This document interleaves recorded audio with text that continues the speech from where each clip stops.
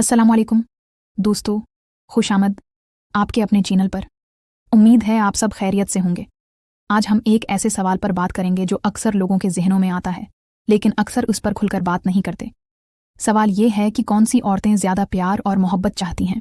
Video शुरू करने से पहले एक छोटी तरदीद। ये वीडियो सिर्फ मालूमाती और तालीमी मकासद के लिए है। इसका मकसद किसी की शख्सियत या किरदार पर बहस करना नहीं और न ही किसी पर तनकीद करना है।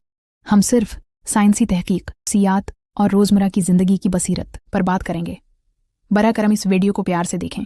और हाँ दोस्तों, अगर ये हमारे चैनल पर आपका पहला दौरा है तो प्लीज़ सब्सक्राइब करें, वीडियो को लाइक करें और घंटी के निशान को दबाएं ताकि हमारी नई वीडियोज़ की इत्तला मिल सके।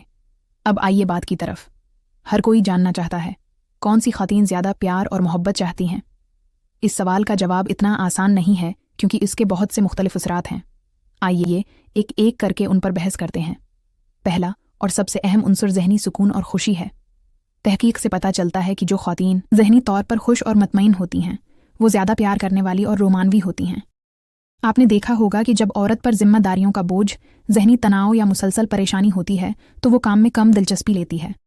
उसकी वजह यह है कि उसका दिमाग बेचैन है, मोहब्बत नहीं। ये हमें सिखाता है कि अगर आप चाहते हैं कि आपका रिश्ता खुशगवार रहे तो अपने जीवन साथी को खुश रखें, उनकी बात सुनें और उनका बोझ हल्का करें।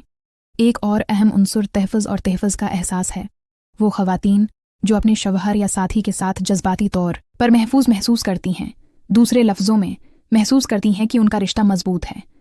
अगर यह आदमी मेरा ख्याल रखे और मेरी इज्जत करे तो वो औरत ज़्यादा क़रबत की ख्वाहिश रखती है।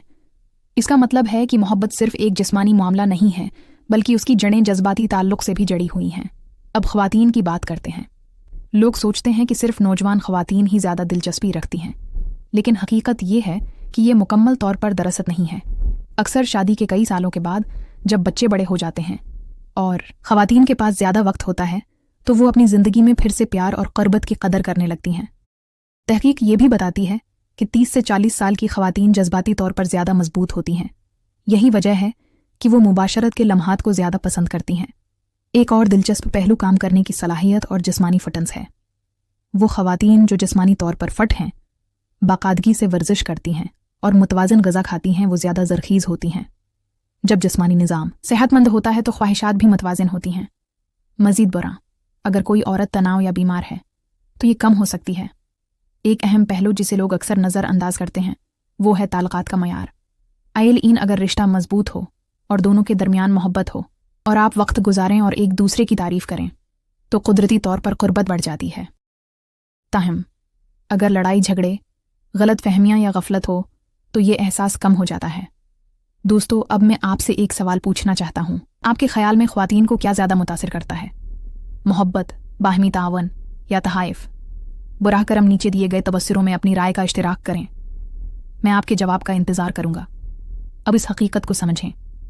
लोग अक्सर ये समझते हैं कि क़रबत सिर्फ औरत की ख्वाहिश है, लेकिन हकीकत ये है कि दोनों को एक दूसरे की ज़रूरत है। फ़र्क सिर्फ इतना है कि ख़वातीन के लिए ये जज्बाती ताल्लुक़ से जुड़ा हुआ है, जबकि मर्द जिस्मानी पहलू पर ज़्यादा तवज्जो देते हैं। लिहाजा अगर आप अपने जीवन साथी को खुश रखना चाहते हैं तो सिर्फ तहाइफ देना काफ़ी नहीं है। इसके जज्बात को समझना, इसके साथ बातचीत करना और उसका एहतराम करना सबसे अहम है। आखिर में एक अहम बात, किसी भी औरत की ख्वाहिशात का एहतराम करें क्योंकि हर औरत मुख्तलिफ होती है। ये कुछ लोगों के लिए ज़्यादा अहम हो सकता है जबकि ये दूसरों के लिए नहीं हो सकता। लिहाजा मफरूज़े न बनाएं बल्कि मुवासलात को मजबूत करें। ये खुशगवार ताल्लुकात की कलीद है।